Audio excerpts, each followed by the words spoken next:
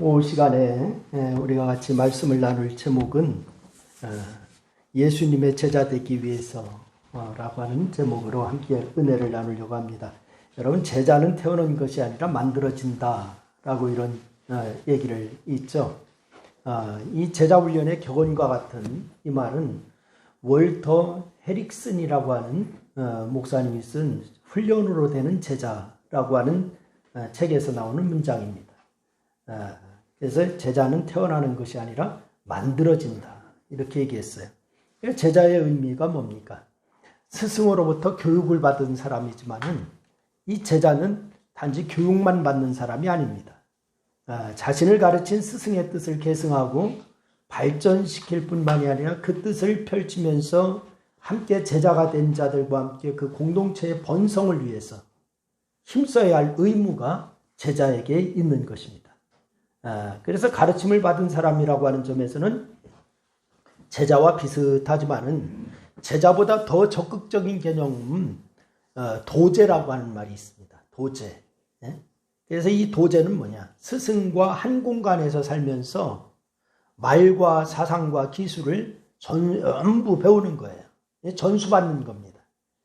그래서 제자가 게으르거나 잘못 배우게 되면 배우지 못해서 스승보다 못하다면 스승이 가진 지식과 기능의 일정 부분은 그냥 사장되고 말죠. 그래서 스승이 가진 모든 것을 다 전수받는 거예요.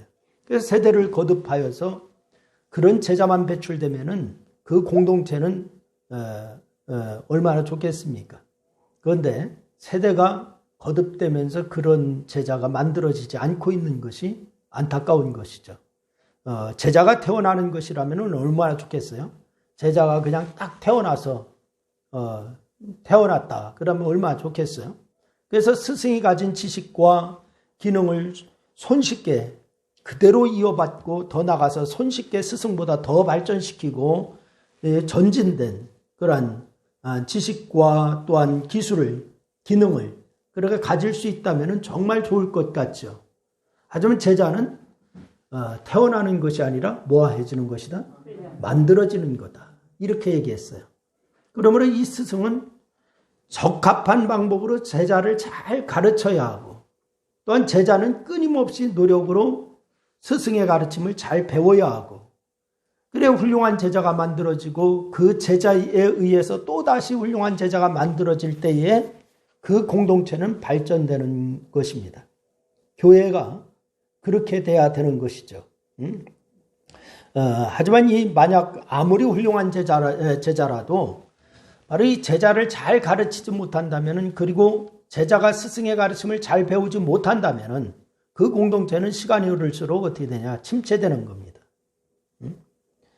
그런 의미에서 그리스도인 공동체, 곧 교회 역시 훌륭한 제자들이 이어져야 됩니다. 계속적으로 여러분 후에 이렇게 이어져야 되는 거예요. 그것이 바로 주님께서 교회에게 분부하신 것이죠. 그러니까 예수님의 명령을 따라서 예수님의 증인, 예수님의 제자가 되어서 땅끝까지 복음을 전하는 것, 이게 바로 교회의 목적입니다. 우리 신광교회가 존재해야 할 목적, 그거 빼면은 존재할 이유가 없는 거예요. 그러나 이 목적을 성취하기가 쉽지 않죠. 아니, 매우 어렵습니다. 왜냐하면 교회와 성도가 이 목적을 이루지 못하도록 끊임없이 방해하는 사단이 있기 때문에 그래요. 강력한 적대 세력이 있기 때문에 그렇습니다. 이 일을 이루기 위해서 협력하고 함께하고자 하지만은 여기에는 또 반대 세력도 있고 막 이렇게 됩니다. 그래서 사단은 자기 세계에 속한 사람들이 복음을 받아들이지 않도록 수단과 방법을 다해서 막고 있는 거예요.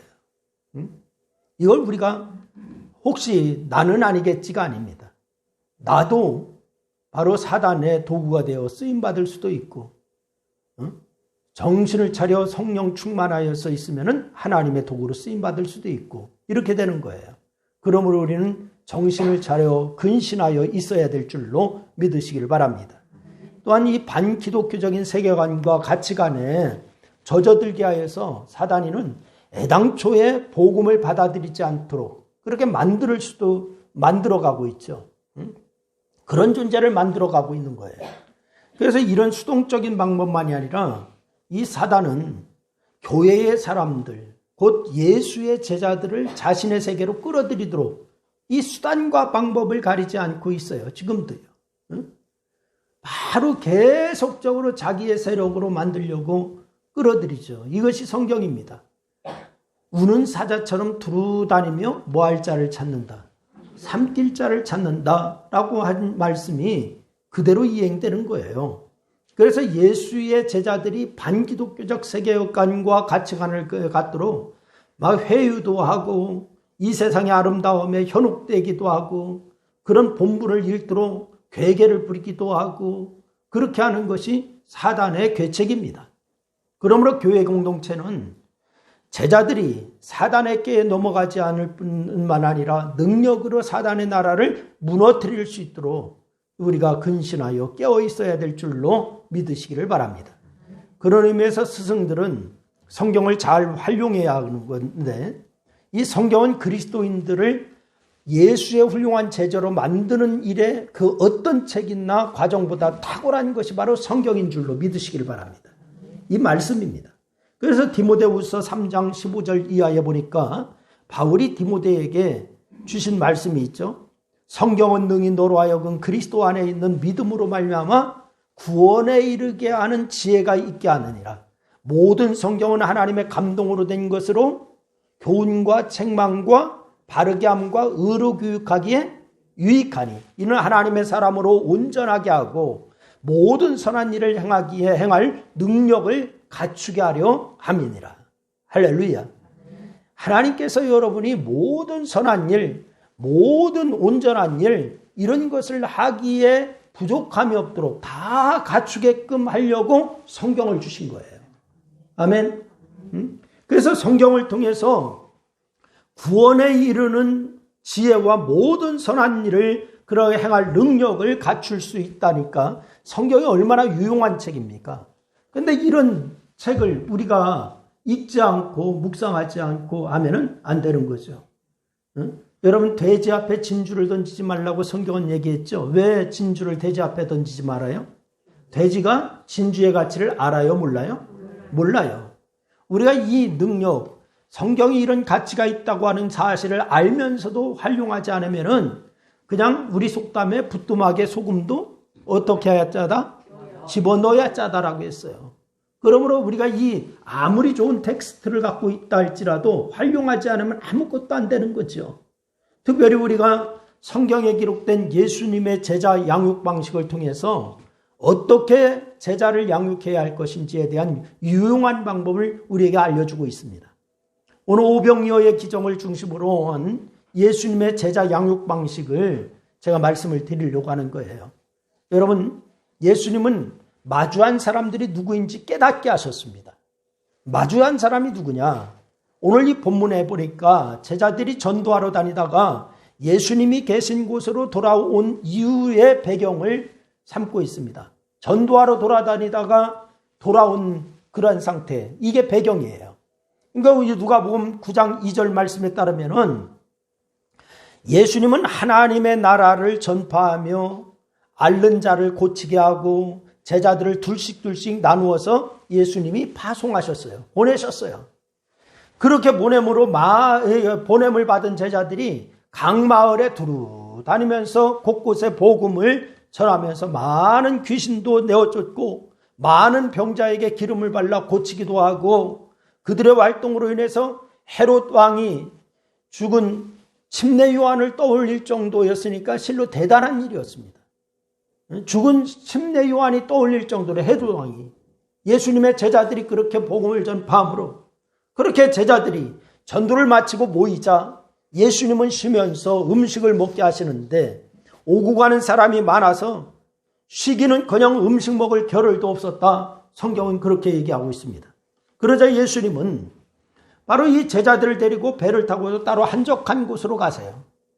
그래서 어떻게 알았는지 많은 사람이 모든 고을로부터 이 도보로 달려와서 먼저 도착해서 예수님을 기다리고 있습니다. 예수님이 한적한 곳으로 쉬러 가셨는데 사람들이 미리 와서 기다리고 있어요. 이때 예수님은 그들에게 어떤 반응을 보이셨을까요? 응? 잠시 휴식 시간도 없다면서 불쾌한 반응을 보이셨을까요? 응? 내가 너무 피곤해서 밥 먹을 겨를도 없는데 당신들이 왜 귀찮게 하느냐고 이렇게 하셨습니까? 그게 아닙니다. 예수님은 큰 무리를 보시고서 그들이 목자 없는 양 같음을 인하여서 불쌍히 여기셨더라. 이렇게 말씀을 하고 있습니다. 율법학자와 바리새인과 제사장, 종교 지도자들이 하나님 앞에서 바로 서고 자기에게 주어진 사명을 잘 감당했다면 우리가 이렇게 행동하지 않았을 거예요. 하지만 악할 뿐만이 아니라 자기 배만 채우려고 하는 그들로 인해서 무리는 물도 없고 꼴도 없고 안식처도 없는 그야말로 목자 없는 양 같은 존재가 되었다. 성경은 그렇게 얘기를 하고 있는 거예요. 목자 없는 양 같은 존재가 되었다. 영육간에 굶주린 무리를 보면서 예수님은 불쌍히 여기셨는데 헬라어에서 이 불쌍하다라고 하는 것은 뭐냐? 내장이나 심장을 가리키는 겁니다. 내장이나 심장. 건강검진을 하면은 심장이 안 좋습니다. 간 기능이 안 좋습니다. 이러면은 건강이 악화되기 시작하는 거예요. 여러분, 그래서 이 마치 내장과 심장이 아픈 것처럼 예수님께서는 당신을 찾아 달려온 무리를 향해서 간절하고도 애틋한 그러한 궁율의 마음을 예수님이 품으셨어요. 그래서 여러 가지로 가르치시고 그들 중에 병자를 고쳐주시고 그러다가 보니까 바로 때도 잊어버리고 저녁이 되었습니다. 오늘 보면 35절 말씀해 보니까 그것을 뭐라고 하냐? 빈들이다. 이렇게 얘기했습니다. 어디라고요? 빈들. 예수님이 제자들과 함께 쉬려고 했던 그것을 인적이 없는 한적한 광야였어요. 사람들이 너무 몰려오니까 한적한 곳으로 가신 거예요. 하지만 무리들이 따라와서 가득한 빈들은 이제는 날이 저물자 제자들은 예수님께 무리를 보내어서 촌과 마을로 가서 무엇을 먹게 하자라고 예수님의 제자들이 예수님에게 제안을 합니다. 이제는 그들을 빈들에 머물게 할 수도 없을 뿐더러 그들을 먹일 돈도 먹을 것을 공급할 음식점도 없습니다. 그래서 예수님의 제자들이 그렇게 제안을 한 것이에요. 나름대로 그들의 사정을 헤아리는 따뜻한 마음에서 나온 제안입니다. 예수님의 제자들이 아주 매몰찬 그런 마음이 아닙니다. 그들을 생각하는 배려하는 마음에서 예수님에게 제안을 한 것입니다. 이러한 제자들의 말에 예수님이 말씀하시죠. 마태복음 14장 16절 말씀해 보면은 오늘 같은 내용의 말씀인데 예수님이 제자들에게 뭐라고 하냐? 갈 것 없다. 너희가 먹을 것을 주라. 이렇게 얘기합니다. 갈 것 없다. 너희들이 먹을 것을 줘라. 제자들로서는 너무 황당하지 않습니까? 여러분, 예수님이 말씀하신 것은 큰 무리를 먹일 방법이 아니라 그들을 대하는 마음과 그들에게 먹을 것을 주고자 하는 마음이었어요. 예수님이 왜 제자들의 형편과 생각을 모르시겠어요? 예수님의 제자들, 예수님을 따라다니면서 그들이 뭐 가진 게 있습니까? 아무것도 없어요. 그런데 너희가 먹을 것을 주라는 거예요. 예수님과 함께 쉬려고 한적한 곳에 온 제자들, 이 형편을 예수님이 모를 리가 없잖아요. 그런데 너희가 먹을 것을 줘라. 예수님은 상황을 다 알고 계셨으면서 또한 처음부터 큰 능력으로 큰 무리를 먹이시고자 하셨어요. 제자들로서는 그들을 먹일 방법이 없지만은 예수님께서는 이미 방법이 있으신 것입니다. 있으셨던 거예요.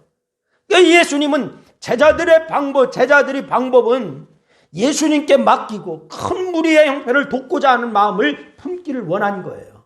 너희들이 먹을 것을 줘라. 이게 아니고 바로 예수님이 다 공급하는데 너희들은 바로 이 큰 무리의 형편을 돕고자 하는 마음을 좀 품어라. 이 말씀입니다. 그들이 누굽니까? 누가복음 9장 11절 말씀에 의하면은 그들은 예수님이 영접하신 자들이에요. 예수님을. 또한 그들이 예수님이 불쌍히 여기신 대상이에요. 그 마음으로 가르치고 병자를 고쳐주신 자들이에요. 그러니 예수님의 제자들은 그들을 먹일 방법보다는 먼저 그들을 먹이고자 하는 마음을 품으라는 거예요. 마음을 품어라. 그들을 마을로 보내고자 말하기보다도 그들을 불쌍히 여기는 마음으로 예수님께 방법을 구해라, 이런 것을 말씀하고 있는 거예요. 우리는 때때로 무리를 보지 못하고 상황과 환경만 보는 경향이 많이 있습니다. 신앙생활하면서 우리는 무리를 보지를 못해요. 바로 환경을 봅니다. 상황을 봅니다. 아이고 주님, 내가 이런 환경인데, 이런 상황인데 어떻게 주님의 일을 해요? 이런 것을 얘기를 합니다.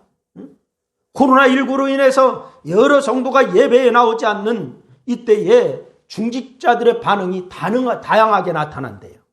교회 안에 어떤 이들은 썰렁한 예배당을 말한답니다. 아이고 교회가 썰렁하네, 이렇게 얘기한대. 어떤 이들은 줄어드는 재정 상황을 말한대요. 아이고 교회가 어려운데 어떡하지요? 재정이 점점 줄어드는데 어떡하지요? 이래갖고 어떤 큰 교회는 땅을 파는데 뭐 3천억인데 얼마가 남는다잖아.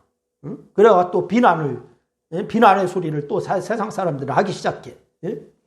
또 어떤 이들은 지나치게 움츠려서 예배에 나오지 않는 성도들을 탓합니다. 뭐 그렇게 겁난다고 예배 안 나오느냐고 이렇게 탓한답니다. 근데 예수님은 뭐라고 말씀하실까요? 이런 상황에서 예수님은 그럼 뭐라고 말씀하실까? 너희가 먹을 것을 주라 라고 하신 것처럼 예수님은 우리가 성도들의 마음을 이해하고 저들을 불쌍히 여기고 믿음 없음을 안타깝게 여기기를 먼저 원하실 거예요. 여러분 모두가 그 마음이 있기를 주님의 이름으로 부탁을 드립니다. 여러분 다른 때보다도 예배에 나오지 않는 이들을 위해서 뜨거운 사랑과 간절함과 애틋함을 담아서 뜨겁게 기도해주고 전화라도 따뜻한 말해주고, 이것이 바로 우리에게 필요하다라고 하는 것을 예수님은 말씀하실 거예요. 그들을 예배의 자리로 이끄는 방법은 그 이유입니다. 주의 능력은 능히 그 일을 이루실 거예요. 그래서 그 일을 바로 이루도록 지혜와 능력을 주실 거예요. 먼저 우리에게 가지는 것은 따뜻한 마음을 가져라, 이것을 원하실 거예요. 그 후에 주님이 이루실 것이다. 그들이 누구이고 내가 누구인지 깨닫고 예수님의 마음으로 그들을 위해서 기도하고 그들을 대하는 것이 먼저임을 깨닫기를 주의 이름으로 축원합니다. 주께서 현 상황에 교회의 중직자들에게 원하는 것이 이것이다라고 하는 것을 우리가 먼저 알아야 될 줄로 믿으시기를 바랍니다. 그리고 두 번째는 예수님이 제자들의 예수님을 더욱 온전히 믿기를 원하셨어요. 온전히 믿기를. 여러분 예수님을 온전히 더욱 확실히 믿으시기를 주의 이름으로 축원합니다. 예수님이 너희가 먹을 것을 주라 라고 하셨을 때에 이 기대하신 것은 뭐겠어요? 돈이 얼마나 필요한지에 대한 계산이 아닙니다. 너희가 먹을 것을 줘라, 돈이 얼마인가 계산해봐라, 이게 아니었어요. 예수님을 바라보는 믿음이 있느냐, 이것을 바라신 것입니다. 그런데 제자들은 사람들의 수요와 한 사람에게 떡을 공급할 때 필요한 돈, 금방 200데나리온의 계산을 해왔어. 몇 명이냐, 머릿수 세고 한 명당 얼마, 곱하기 몇, 그러니까 200데나리온이 필요한, 예수님 다 주려면 200데나리온의 돈이 필요합니다. 보고서를 갖고 왔습니다. 아니 200데나리온의 떡을 사도 부족하겠습니다. 계산하고 예수님에게 말씀을 드렸습니다. 마치 예수님이 현실감이 떨어진 것 같아서 상황을 면밀하게 파악하고 보고하는 거예요. 그렇게 말씀드렸습니다. 제자들은 왜 예수님이 현실감 없다라고 생각하신 걸까요?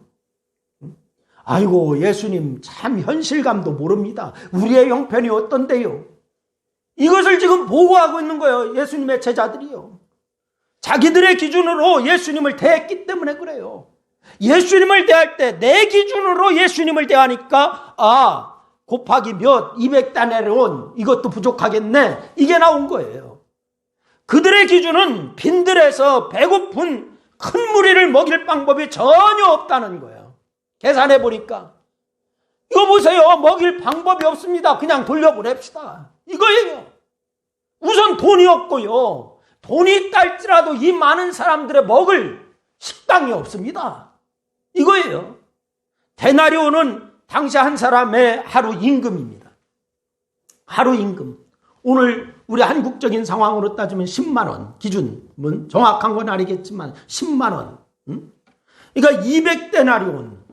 한 사람이 약 7개월 정도를 일해야 벌 수 있는 그런 액수예요. 그만큼의 돈이요. 그런데 그만큼의 돈이 없습니다. 있다 하더라도 빈들에서 200데나리온의 떡을 만들거나 파는 곳도 없습니다. 그래 무리를 마을로 보내는 것이 방법이다. 예수님의 제자들의 생각입니다. 하지만 그들이 놓친 것이 있어요. 바로 뭘 놓쳤느냐? 바로 예수님을 놓쳤습니다. 누구를 놓쳤다고요? 예수님을 놓쳤습니다. 그들은 얼마 전에도 예수님이 주신 능력으로 많은 귀신을 쫓아냈잖아요. 많은 병자를 고쳤잖아요. 자기들의 능력이 아니었잖아요. 예수님이 주신 능력이었습니다. 바로 지금 예수님을 놓치고 있는 거예요. 그리고 지금도 예수님은 병자를 고쳐주셨는데 각색 병자들이었습니다. 그리고서 그들에게 그 병을 고칠 수 있는 의사도 약도 없었습니다. 그런 병자들이 고침을 받았다고 하는 기록도 없습니다. 그런데 예수님은 그들을 고쳐주셨잖아요. 못 고치는 기록, 못 고치는 병, 각색 병자들 다 고쳐주셨잖아요. 그때만 본 것이 아니라 이전에도 가시는 곳마다 모여든 병자들을 고치시는 것을 보았습니다. 예수님께서는 병의 종류도 문제가 아니었다. 병이 얼마나 오래됐는가 이것도 문제가 아니었다. 그저 고치실 마음을 품으셨고 아무런 제한이 없이 그냥 고쳐주셨어요. 침례 요한이 제자를 예수님께 보낼 때에 이 침례 요한의 한 말이 있습니다. 오실 그이가 당신이 오니까 우리가 다른 일을 기다려오리까? 이걸 물었어요. 오실 그이가 바로 그이니까 다른 일을 기다리니까? 요한이 예수님에게 물은 거예요. 그때 예수님이 뭐라고 얘기합니까?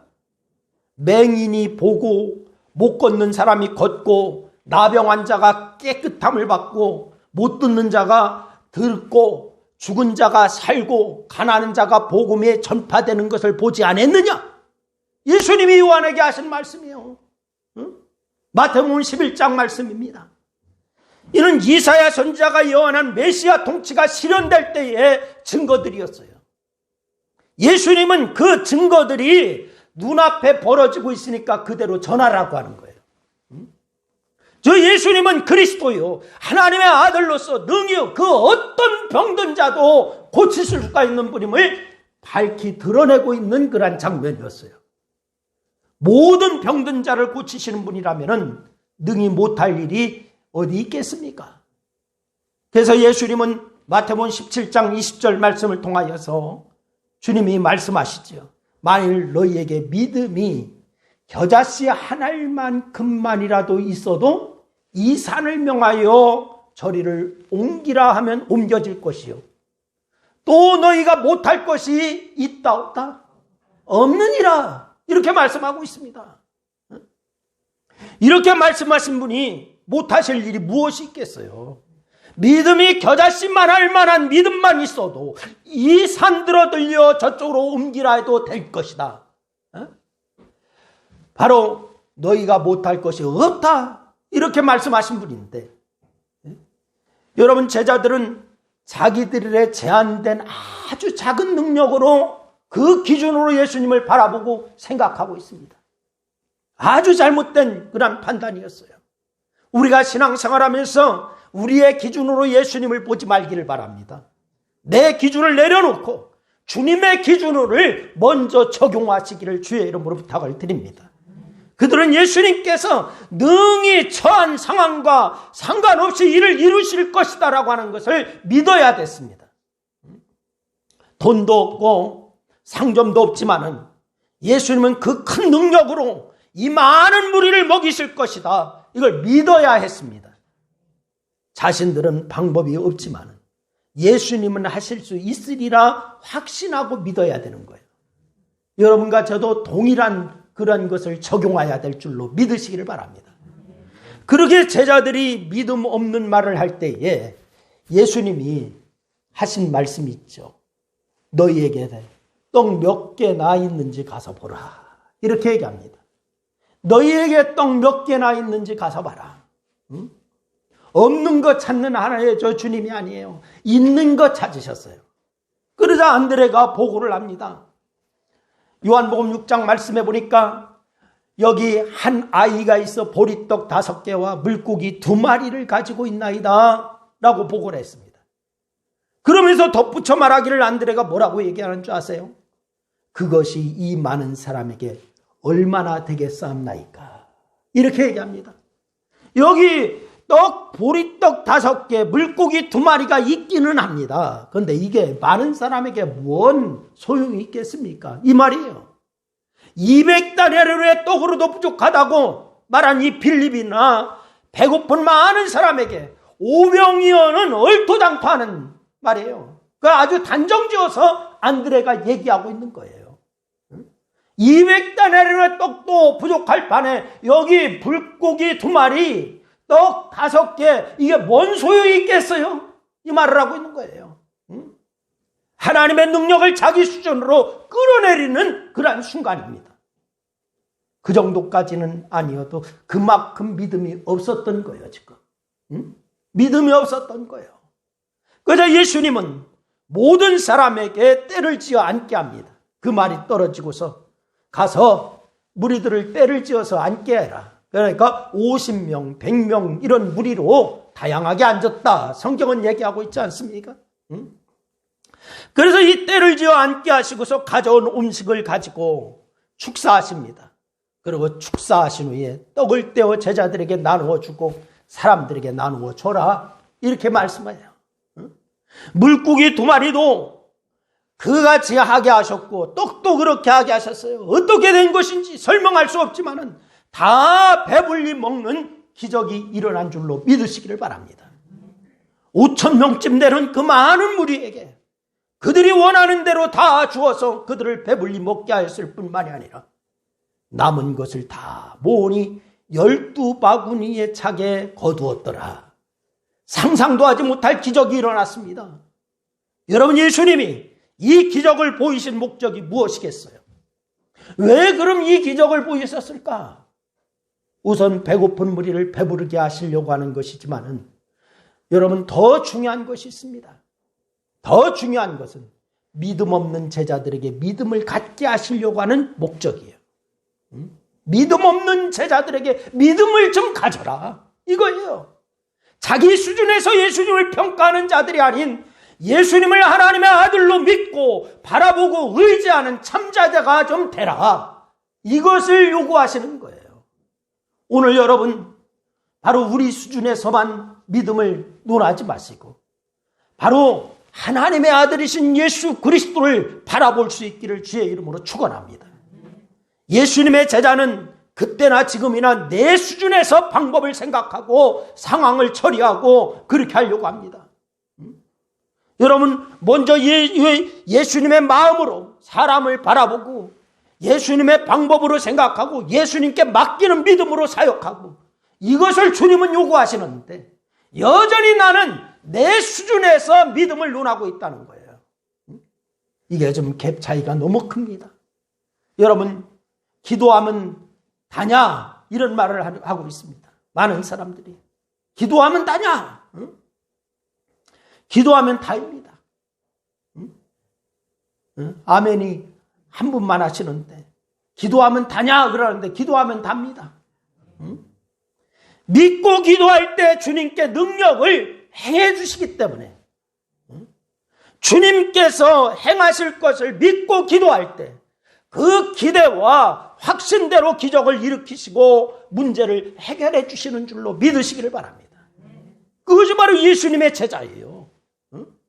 여러분, 빌립과 안드레의 수준에서 벗어나서 예수님을 바로 허락 아래서 예수님의 허락 아래에서 물에 뛰어든 베드로의 수준으로 올라가시기를 바랍니다. 빌립과 안드레는 200데나리온이 필요합니다. 여기에 보리떡 5개와 물고기 2마리가 있기는 하지만 이거 뭔 소용이 있습니까? 이게 빌립과 안드레예요. 근데 베드로의 수준은 뭐예요? 예수님이 있습니까? 그래, 나다. 예수님이면 나로 걷게 해주세요 하고 무리로 뛰어드는 믿음. 이것을 바로 주님이 여러분과 저에게 원하시는 줄로 믿으시기를 바랍니다.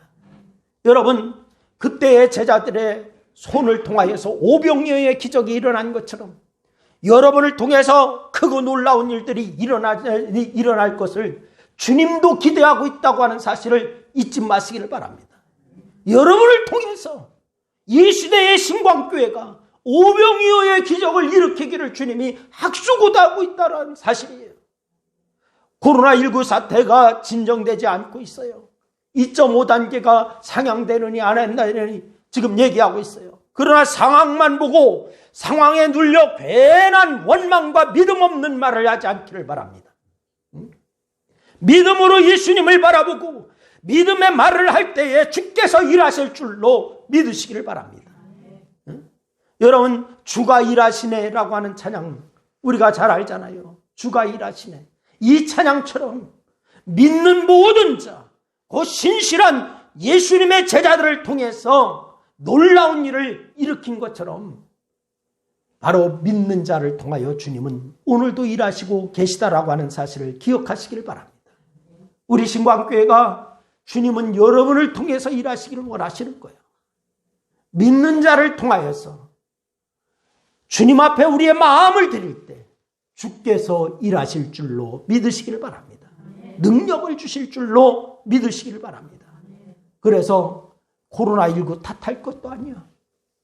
있는 자리에서 말씀 보고 기도하고 그리고 사람들에게 전화라도 관계라도 맺으면서 바로 이 복음을 전하고 내가 또한 헌신하고 이럴 때에 거기에 오병이어의 역사가 나타날 줄로 믿으시기를 바랍니다.